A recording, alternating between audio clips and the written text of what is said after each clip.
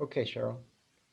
All right, welcome to today's Sustainable Change Alliance conversation, the 2020 virtual IP Sandbox. This is an annual event that UCSB and SCA do together. Last year was live on the beautiful Marine Science Institute patio, and due to the pandemic, we are very happy to bring it to you by Zoom today. The IP Sandbox is an annual event where we feature some of the best and brightest startup companies emerging from UCSB. And today we're going to focus on startups poised to make a real impact in the medical field. My name is Sherylle Mills Englander. I'm the director of the Office of Technology and Industry Alliances at UCSB, where I get the pleasure of working with UCSB startups. And I'm also a board member of the SCA Foundation. The Sustainable Change Alliance is an impact-oriented, member-based, not-for-profit educational group. We are focused on impact investing, which we define as bringing financial and other resources to double and triple bottom lines of organizations that are trying to address big social, environmental, or health-related issues, and trying to do that in a sustainable manner. Some of those organizations are for-profit, some are nonprofit, and some come from the independent sector. I'd like to acknowledge the hardworking and dedicated SCA board members in the meeting today and our gratitude for our members participating in this call. We look forward to seeing you all in the members-only follow-up event right after the discussion. And finally, we couldn't do any of this without our sponsors. Our founding sponsors are Argyle Capital Partners, Impact Family Office, Maps.com, and UBS. Our platinum sponsor is the Nixon Peabody Law Firm, and our silver sponsor is Brashears Insurance. If you're not yet a member of Sustainable Change Alliance, we encourage you or your organization to join us on this journey. Visit sustainablechangealliance.org where you can sign up as a member. A few quick logistics before we get started. First, this meeting is being recorded. Everyone is on mute except for our guest speakers and myself. And if you have questions for our guests, you're welcome to ask them. Please use the chat room feature in order to ask your questions, and I'll be monitoring them as we proceed with the program. Today, our panelists are David Meng of Chiron Technologies, Prajakta Kulkarni of SciKare, Robert Postrozny, hi, I'm so sorry, Postrozny, I misspelled your name in the script, Xiresta, and Lisa White of Intucell. And we'll make sure Robert gives you his last name clearly when he speaks. Each company will have 8 minutes to introduce themselves. Please ask any questions in the chat feature. Depending on time, we may be able to ask a few when each company's presentation ends, or we may hold our questions to the end. And now, without further ado, I'd like to invite our first company, Chiron Technologies, to introduce themselves, their technology, and how they are poised to make a difference. Welcome, David. Thank you, Sherylle. First, I'd like to thank the SCA, Linda's publication, as well as the TIA at UCSB for hosting the event. Very happy to be here. Today, I hope to actually leverage this opportunity. It's actually a very special time for us, for Chiron Technologies, because it's essentially going to be one of the first sneak previews at what we're actually working on right now. It's a very accelerated project, which I'll get into just a moment. But first, I'd like to introduce myself. My name is David Meng. I am the Chief Executive at Chiron Technologies. We are a startup that was actually incorporated this year in 2020, of all years, this very peculiar year. And we were started based on research that was conducted at UCSB almost 2 years ago. My co-founders had worked on technology that really, was heading for a path of significant impact to the therapeutics side of the industry. And so Chiron Technologies is a very unique pioneer in the sense that we are, as the name implies, a technology company that comes from the semiconductor electronics side of the world. But our approach is very significantly different because we're looking at digital therapeutics and diagnostics that really are the convergence between these two worlds, where traditionally they have not crossed paths very deeply as we are approaching this. So a little bit about the inception of the company, how our story, how we got together.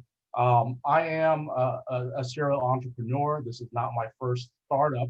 I have focused over 2 decades in the semiconductor and electronic side of the world with a heavy focus on the manufacturing end, so supply chain, and a lot of the global partners within that industry.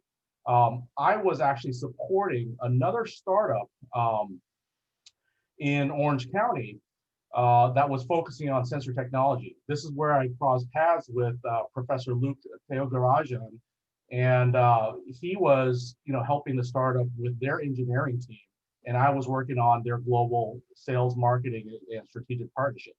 So he and I crossed paths there and found that, we had really clicked in terms of the way we think, and Professor Luke has a very interesting background as well, also intersecting a lot of the biological science with the semiconductor side of the technology. So right then and there, we clicked, and we decided that, hey, there is an opportunity in 2020 for us to really kind of build on a solution, what we refer to as the e-bandage solution. Now, in a nutshell, this is basically a fundamentally new approach. It's an electronic platform, much like a bandage for your wound, and it's a wound management system. So not only does it, when you apply it like a bandage, but it's smart. It actually detects the state of your wound, the rate of healing. Not only can it sense, but it can also dose medication via hydrogel as needed and much more efficiently than any other dressing or wound type of solution can do. And all of this is, even more importantly, generating data that is being sent wirelessly to an iOS or an Android device. So this type of concept is what's been in the works for the past couple of years. It is really kind of a niche product originally suited for chronic wounds, but the concept is what gave birth to Chiron Technologies.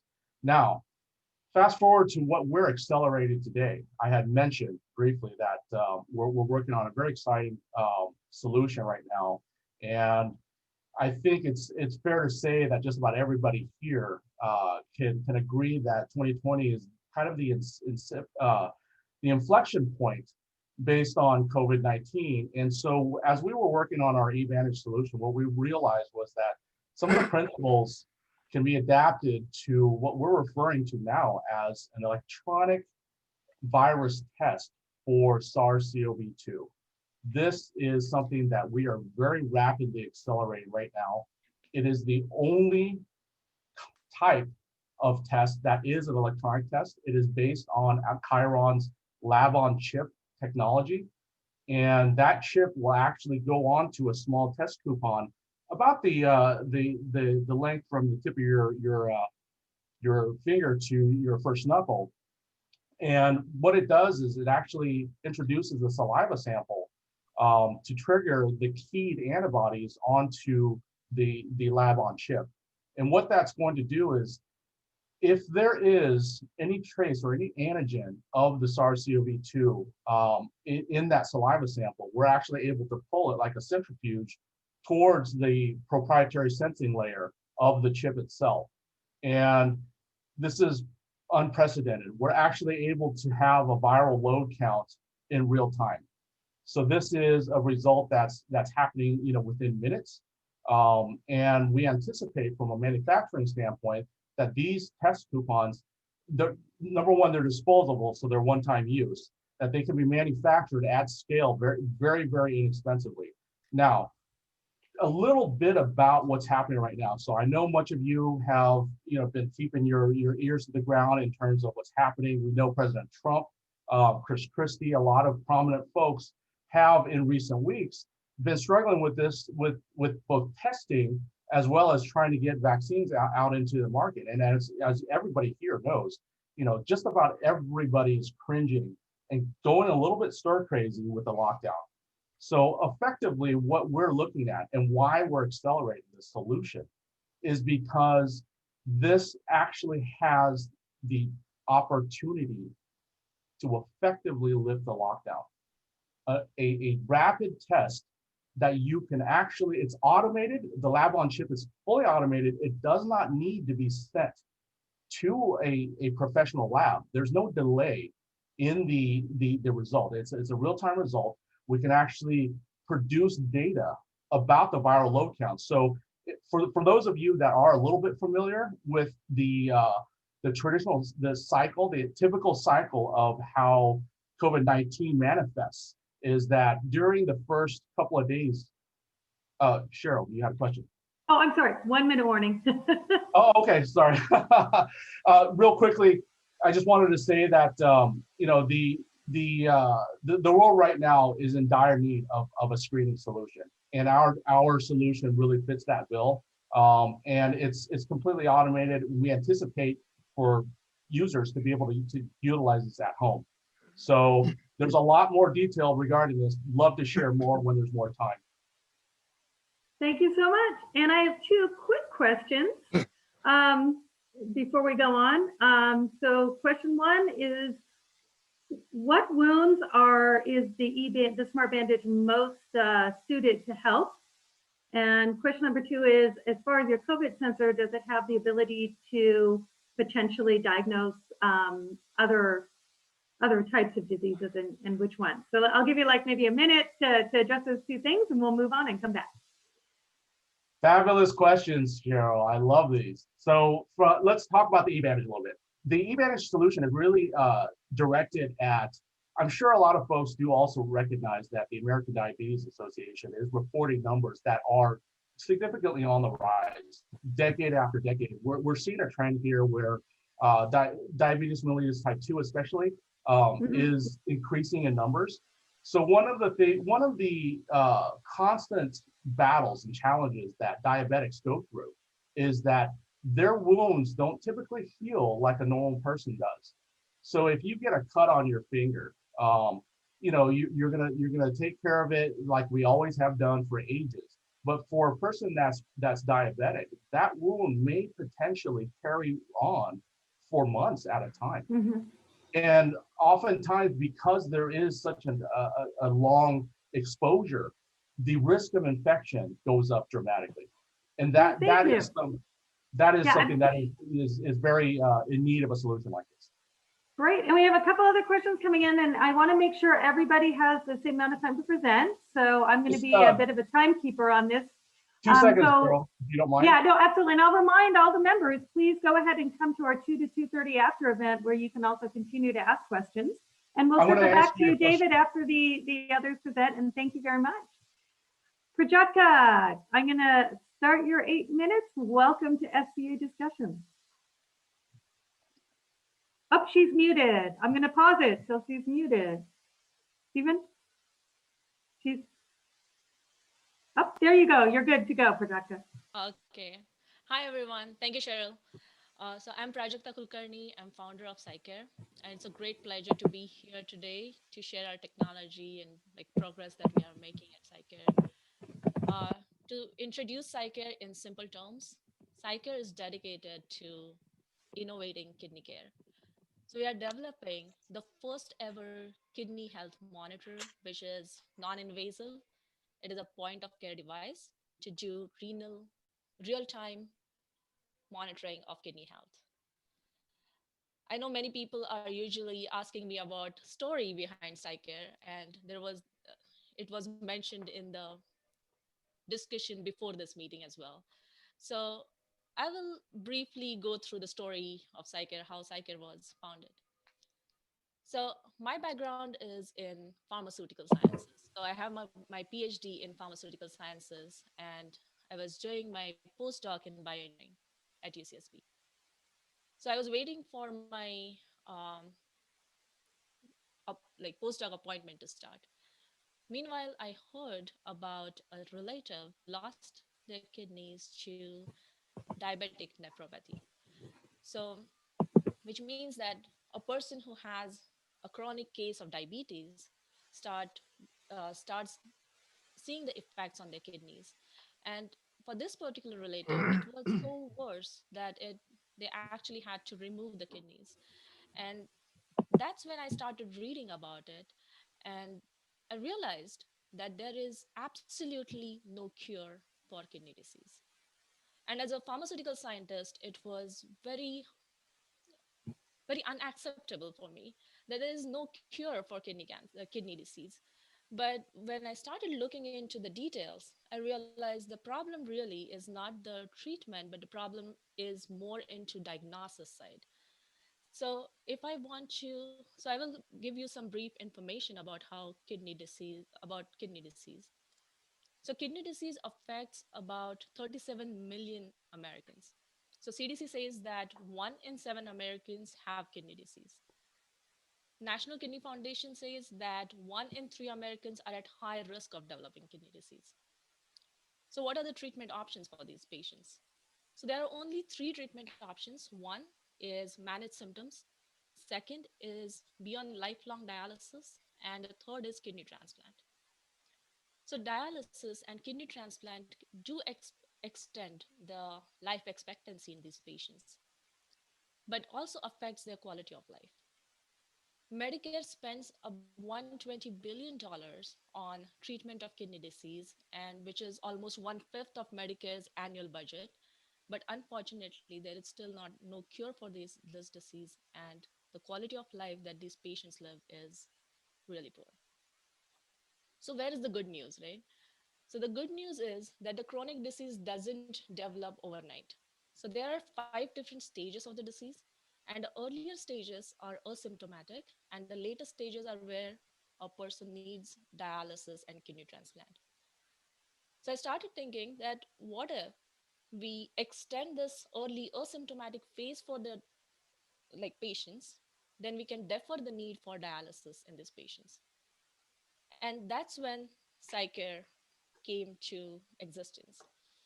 So it started with an idea of diagnosing kidney disease early on at an asymptomatic stage so that we can prolong the asymptomatic phase for the patients so the patients don't end up in dialysis. So the information that we have today is we know that there are certain triggers that trigger the kidney disease.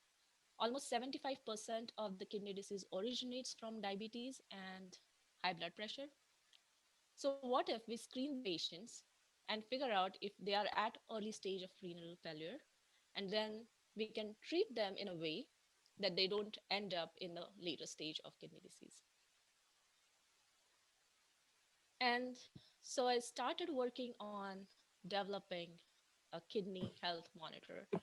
And it was a very difficult thing to do to start with because I wanted to know that what are the regular, like a standard care for the patients today. And I went to pathology labs, which are in town, of course. So I went to Pacific Diagnostics or other diagnostics lab that are there in the town. And what I realized is people are still doing 24-hour urine tests by following two general protocols. One is where a patient gets a kit which consists of 1 gallon jar, one hat to collect the sample, and one funnel. And a patient has to keep collecting urine for 24 hours and then bring it back to pathology lab and get it tested. The other option for patients is to like a clinician would catheterize these patients and then collect the sample for 24 hours, and that's how they will do a real time testing or like 24-hour testing. So in this era of digital healthcare, when we can check our heart rate on a smartphone or like on a smart watch. If we want to know our oxygen levels, we can just use an oximeter. If we want to know our kidney health, we have to go through this 24-hour urine test. And there is nothing that can tell us the real-time health of our kidneys. And so we started working on kidney health monitoring system, which is non-invasive and which will be a point of care device. And patients would get this device from a clinician. They can attach it to their toilet bowl, and the test will be conducted inside a toilet bowl, and the data will be relayed to a clinician directly. So that was the idea of like kidney health monitor. When the science checked out, I started looking into market fit and like what exactly clinicians want from us.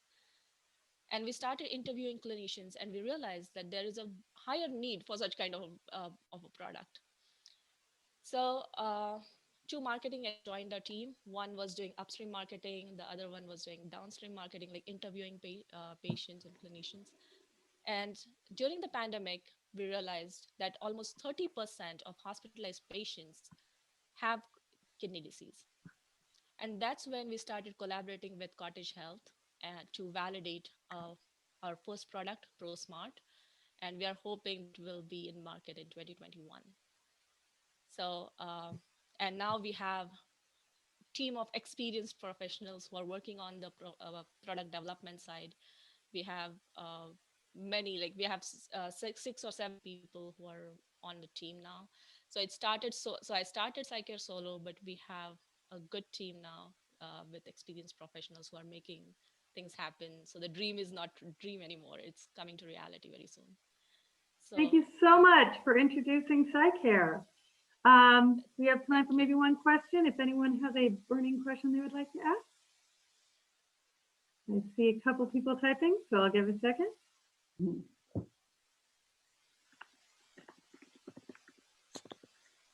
Jonathan has a smirk. Okay, got a quick question on what your collaboration with the Cottage Hospital and Samsung has been. What exactly are you doing? So we we are trying to compare our device with conventional test right now. So we are trying to see that whatever um, we are observing in the lab, we are also observing it in the hospital settings. So we are trying to validate our device in the hospital settings right now. And so we Great. are working with Cottage and Pacific Diagnostics Lab. Great, thank you. Pacific Diagnostics as well. Okay, and I do see you're getting a couple questions as well. Feel free to answer them in chat if you'd like to, or we can also circle back. But I wanted, as I said, I'm going to be the taskmaster to make sure everyone gets time for their company. And next, I'm going to rehabilitate myself with the name of Rob Postrozny. Did I get that correct? Yeah, can you hear me? Yes. Okay, welcome, yes, and please you introduce did the a very good job with the last name. I'm used to having that kind of, it's pastrami or something, so you did very well. But thank you everyone for having me today. My name's Robert Postrozny, and I'm one of the co-founders of Xiresta.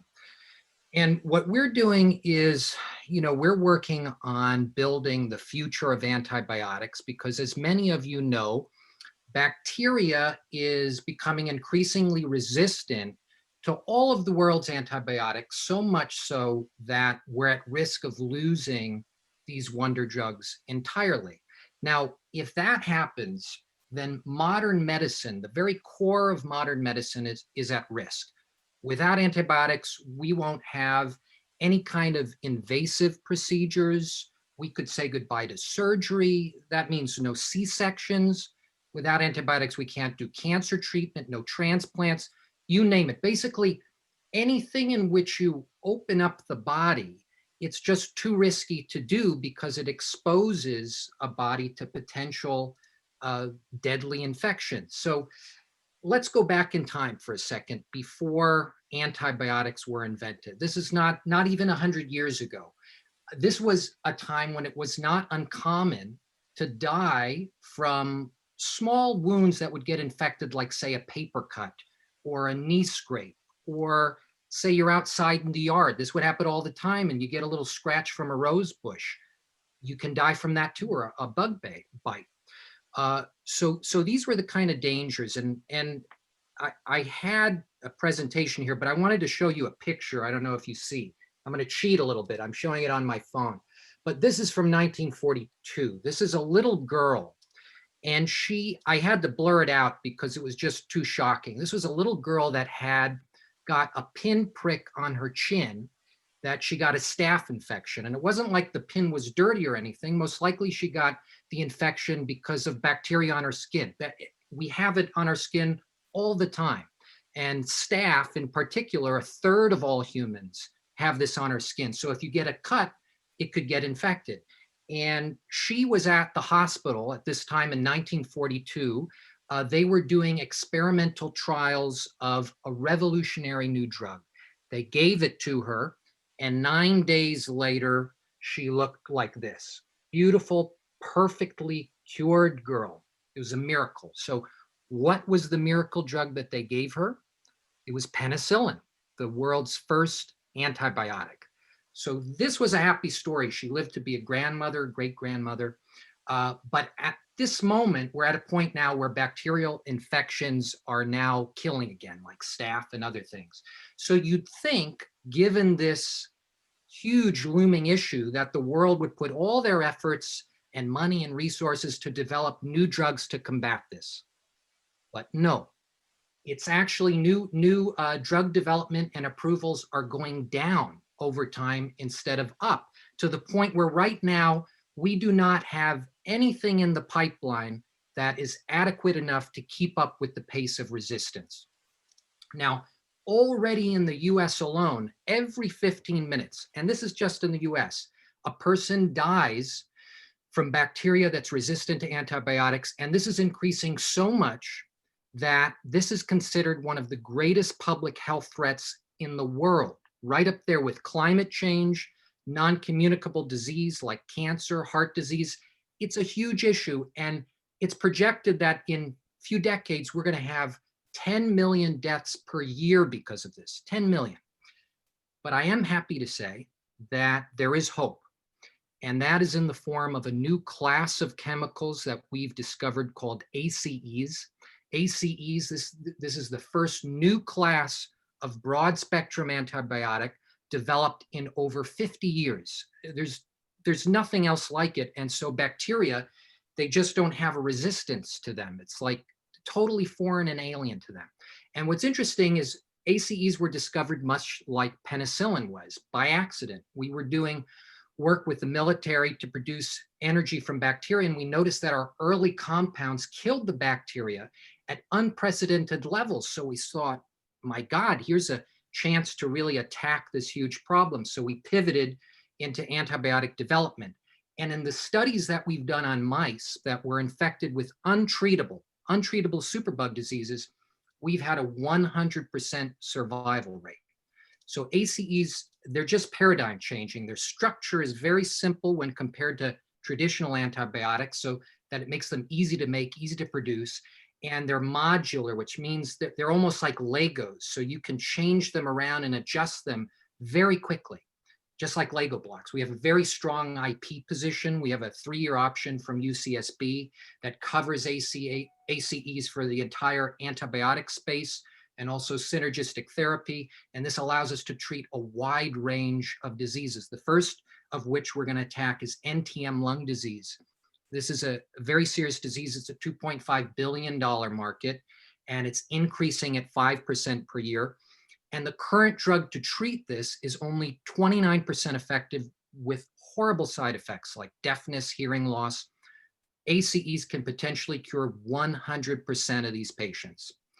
Now, our drug sales projected are $1 billion peak sales, year 5 on the market. This is just a quarter of the market. And it's important to note that that drug that was only 29% effective, they had sales of over $136 million the first year on the market. We can do better than that. And our team, it's very exciting. We have a team uniquely suited to attack such a big problem like this. We have Professor Guy Bizon, who taught at UCSB. He's one of the world's top material scientists.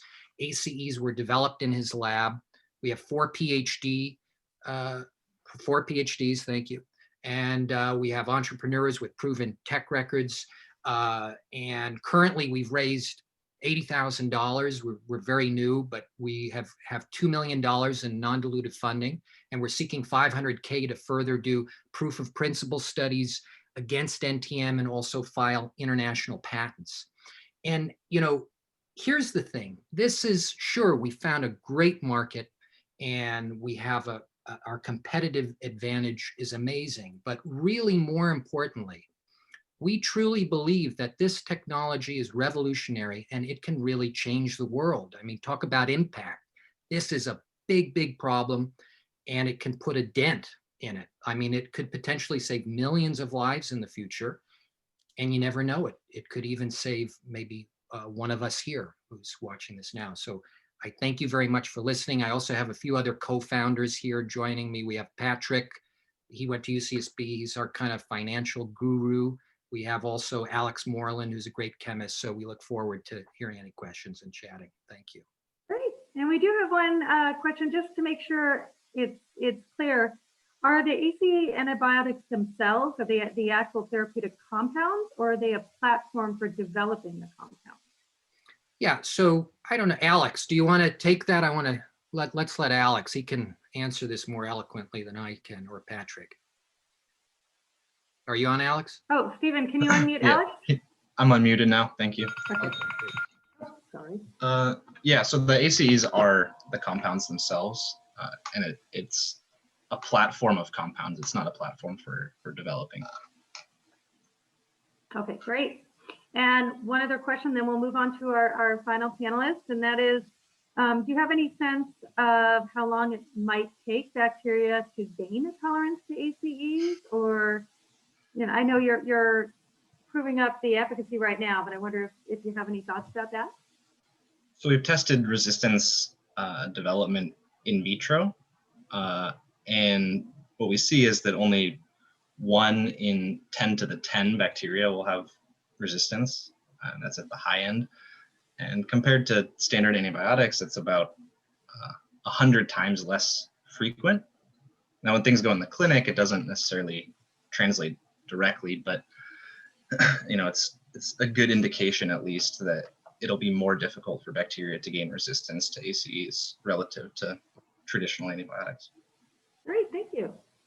And so we're going to move to our final panelist, Lisa White of Into Cell, and then I will encourage everybody to please go ahead and at that point, we'll have about 20 minutes where we can just have open questions. If you wanted to go to a particular panelist, just say @ and throw in the name or the company. But no question too big or small at the SCA discussion. So we encourage you to send them in. So Lisa, please introduce Into Cell for us. So thank you to all the powers that be for hosting this event. It's a pleasure to be here. So I'm Lisa White. I'm the CEO of Into Cell. It was incorporated in 2 years ago in 2018. And we are a company, well, we're not as Star Trekky as David Meng's, but we are a company addressing the issue of transfection.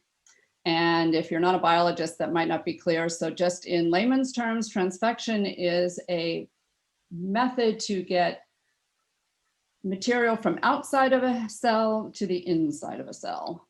And there's a cell membrane there, as we probably all are familiar with COVID, who has its own little tricky way to get into the human cell and create its mischief.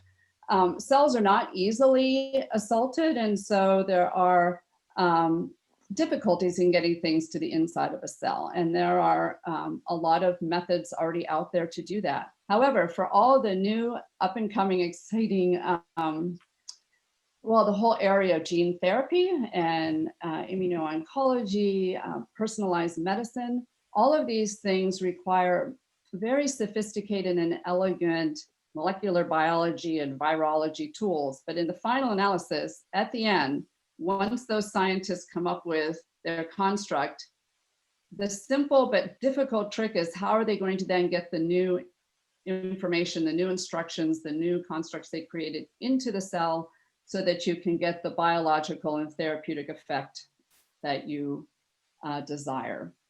So I've been in sales and biotechnology for much longer than I'd like to add up, but suffice to say it's been decades. And I was in the Boston area until 2018, and recently relocated to Santa Barbara. My husband's family is here.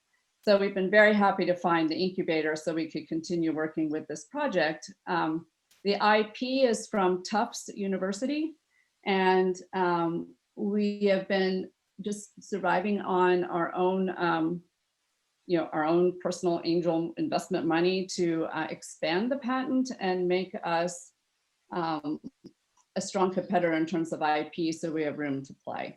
So what we've done here at UCSB is then take a prototype we developed. The chips are made in a pretty capable place in Germany. And so we have a nice assay development chip to look at which cells can we get foreign material into and how do we do it, and working on a lot of those parameters. So we are now have outsourced to 2 sort of beta site labs. One is down at UCSB with a lab that also has a lot of notoriety with COVID. They were on the news for their understanding that the COVID needs to find heparin sulfate on the surface of the cell, and that's how it does then enter the cell and replicate. They are going to take this, or they're working on now our technology to show that it can work with the constructs that they are using to elucidate COVID, as well as other immunology related questions. And then we also have a lab at the Ragon Institute in Cambridge, Massachusetts, and that's part of Harvard Mass General Hospital, and it's also part of the NIH Center of Excellence for Autoimmunity. So they are doing the next step, which is far trickier, and that is working with human T and B cells. And those are exceedingly difficult to get any foreign material into. So we're very happy that they will be working this through for us. My partner is a scientist that was at Novartis for a long time, came from Oxford University in the beginning, and has been very interested in new technologies as well. So we also have a couple of other startups, and I started at a startup in biotechnology in Seattle with Zymo Genetics as the 3rd employee. I wrote several business plans for startups, and so I'm really happy to have one where this is my sole avocation right now. And we're looking for, again, as someone else had mentioned, I forgot who, but around 500K for the next round to build the prototypes and have and probably place about 6 around the United States for the next steps. Great, thank you. I think I finished early. I didn't see the 2 minute that's timer. Great. One quick question of clarification I have, and just to help us understand, is sort of what is your actual product? Is it going to be research instrumentation that we'll be able to use? It will be a diagnostic? Will it be sort of an intel inside where it's a method to help get drugs or genetics into an actual cell? So just for the non-scientists around here. So it's an instrument that could be used in the research setting at universities, because there are millions of people doing this, but also in the clinical setting. So for example, if you're a cancer patient, someone could pull a blood sample from you, spin out the exact T cell subset of cells that you would like, put them through our instrument, put in the new information, the new directions, put those T cells back into people so that they would go populate and redirect the whole immune system of that patient. So that's where it comes into the personalized medicine. And that's actually where all of the other methods out there are not working out so well. And where this one, being a very gentle, it has no chemicals. And I won't want to go into all the biology of why it's nicer, but it's much nicer to the cells. So they can be harvested, given their new instructions, given essentially a new library in their DNA, put back into the patient and go do what they're supposed to do instead of being destructive. Wonderful. Okay, thank you. That helps clarify it very well. Does anyone have any specific questions for IntuCell before we go into maybe a broader discussion?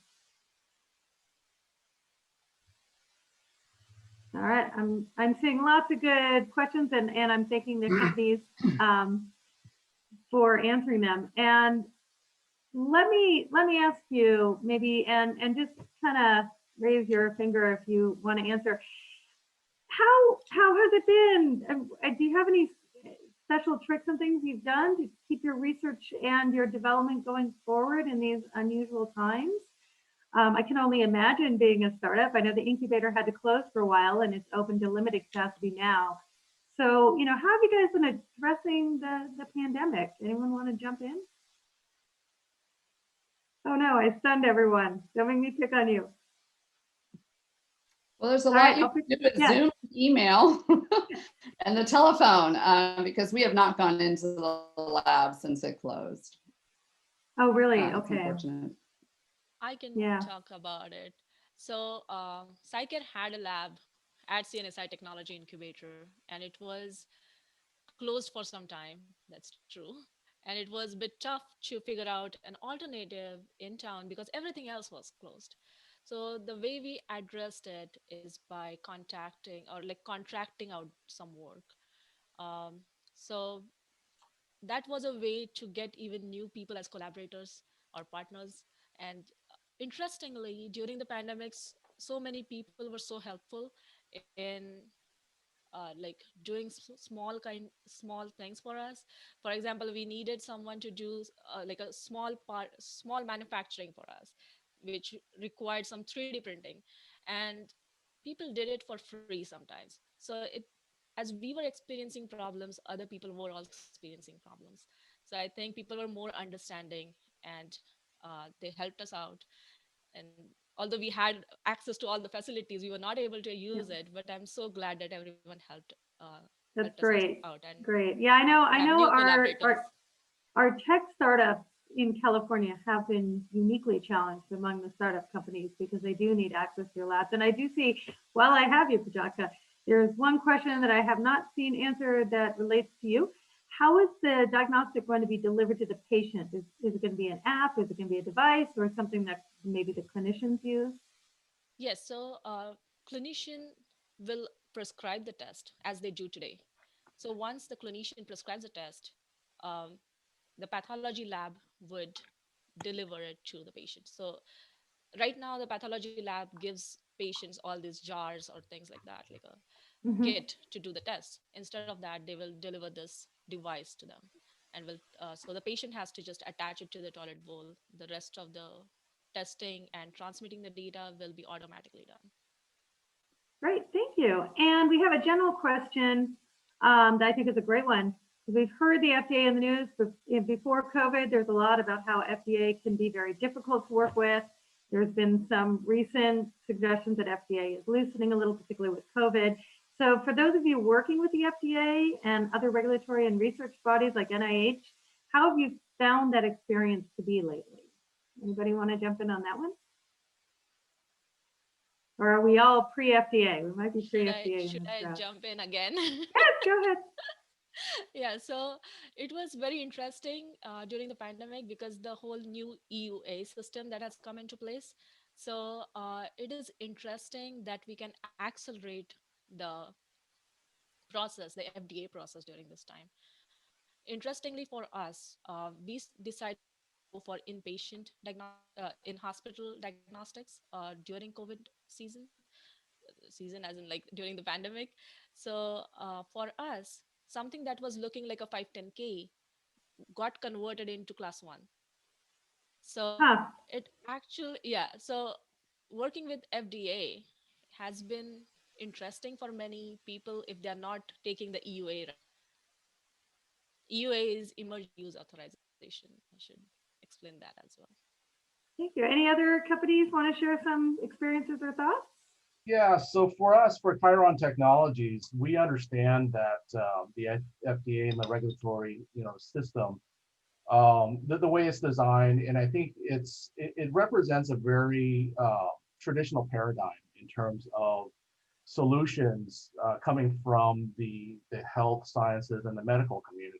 Big pharma, there are a lot of industries that are pretty much just going to stay on this track. So part of what Chiron Technologies does is we're really approaching this again, from a very, how should I put this, a very Silicon Valley type of perspective. So one of the things that companies like Apple and Samsung are actively doing right now are really looking at the heart of the regulatory process. So as you all are aware, with the advent of devices like the Apple Watch, it's inclusive of now a pulse oximeter.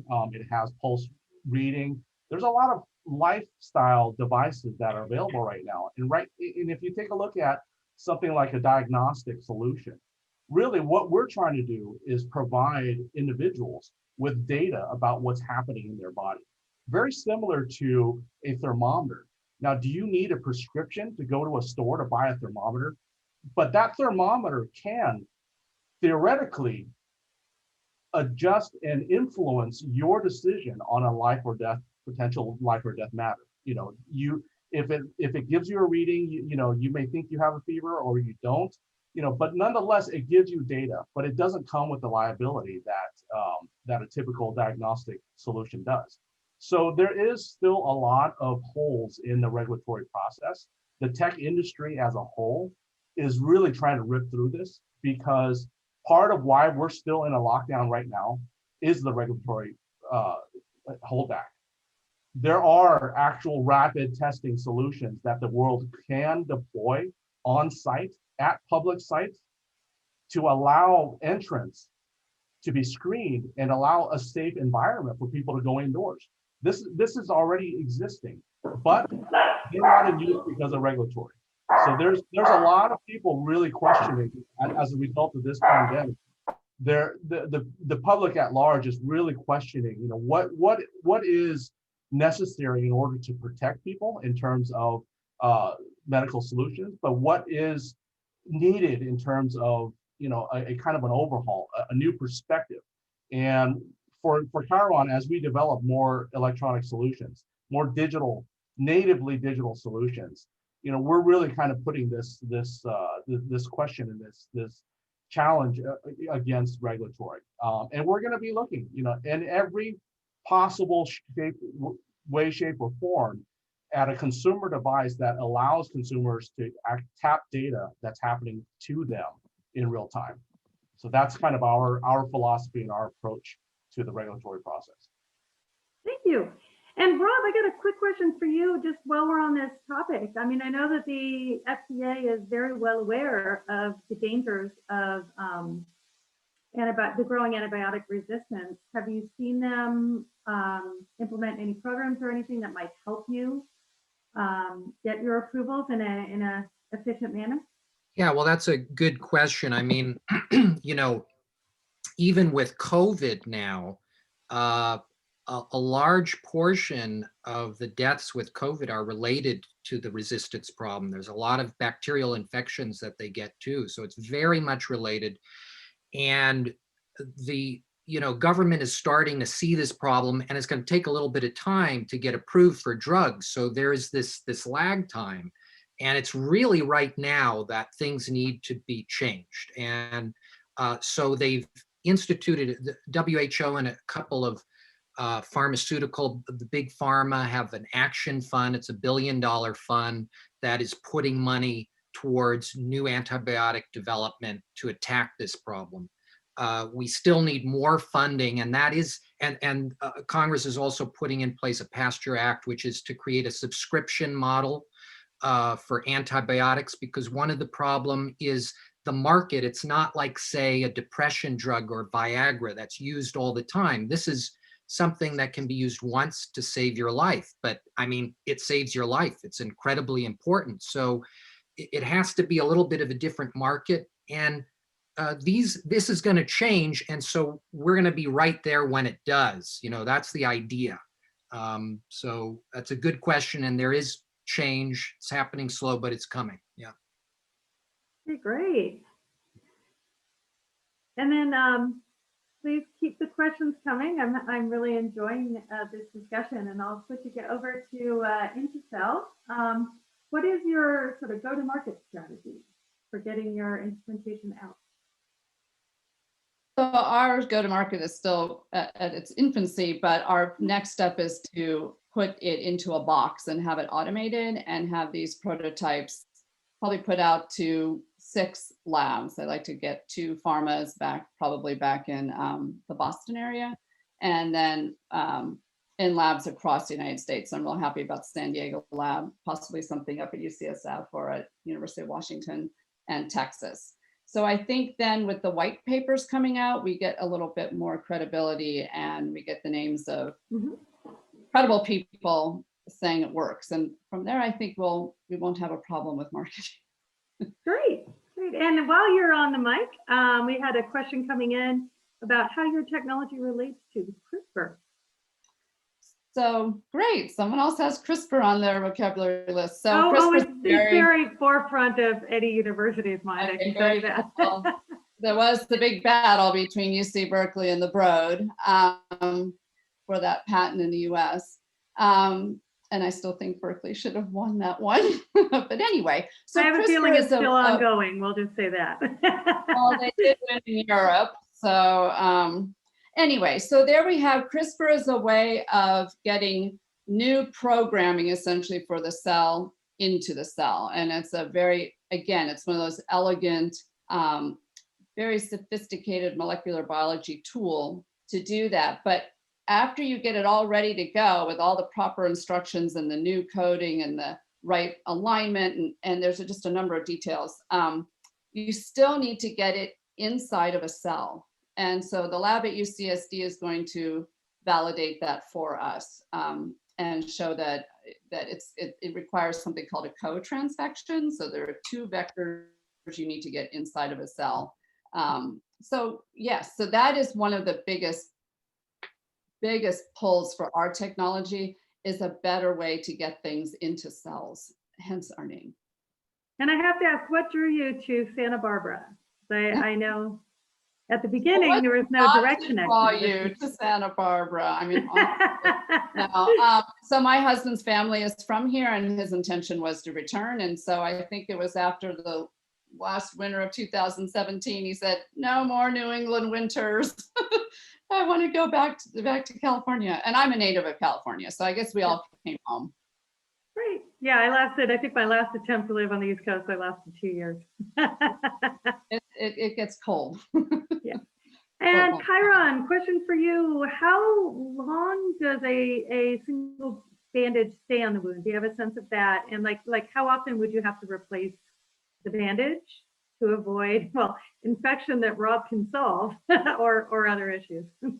Yeah, so I think the key to that is really kind of the attributes of the wound itself. You know, how large is the wound? You know, we plan on looking at different sizes in a series of different products. You know, you don't want to have either too large, you know, or too small, you know, depending on the size of the wound. And of course, the nature of the wound, just as Rob had mentioned previously, you know, it can come from a multitude of different sources.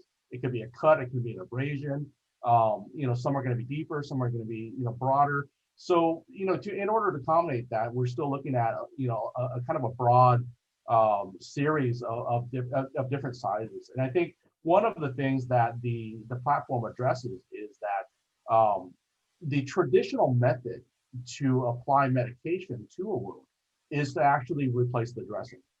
And there was no other way of knowing, you know, does the wound need it? Does it not? Typically on a new dressing, we just apply a lot of medication, regardless of what type it is, or you know, what it's directed at. It could be an antibiotic. It could be, you know, anything that's specific. But we tend to apply a lot of it, and because we have to keep up on that, it requires a lot of waste. To be honest, you know, the wound is going to only be able to utilize a certain amount of medication at any given time. And so, again, the underlying aspect of all this is again, you know, kind of like what Lisa said, is a very tech approach to this. We want to know what's happening. We want to produce digitally native data. You know, it could be pH readings at the wound level. We want to create that data that was never really available before. You have to engage in the medical community for this type of data to exist. And if you take a step back and look at the bigger picture, you have to ask yourself the question, would the scientific community benefit more if data could be generated, you know, within the populace that's outside of the medical community? Or does it have to be within a clinic or a hospital? And how limited is that data? Can you imagine if Google's model of getting your everyday data was something that was available to the scientific community regarding, you know, it can be wounds, it could be your viral load count at any given time in Santa Barbara versus Goleta, and you know, how many, when, and when they take the test again the next morning, how has that changed? This is effectively going to change the entire discipline of epidemiology. And I think that's probably a great note to leave it on. And I want to, first of all, thank all four of our companies. Your technologies are truly amazing. We are hoping they're going to get to the market nice and strong because they are clearly going to make a major impact in the everyday lives of all of us. So thank you for all your hard efforts. I know, wow, I know how hard it is to start a company. And what we're going to also do next is we've got a special event for our members and sponsors. So if you're a member or a sponsor, please go to the next Zoom link at 2 o'clock. And there we will continue the more detailed conversations with our 4 startups. And we'll be using the raise hand feature so we can have a bit more organic discussion. Thank you everybody else for attending, and just watch these rising stars. I'm really excited to see how they grow. Thank you, Thank you, everybody. everyone. Thank you. Thank you, everyone. Thank you. Bye-bye.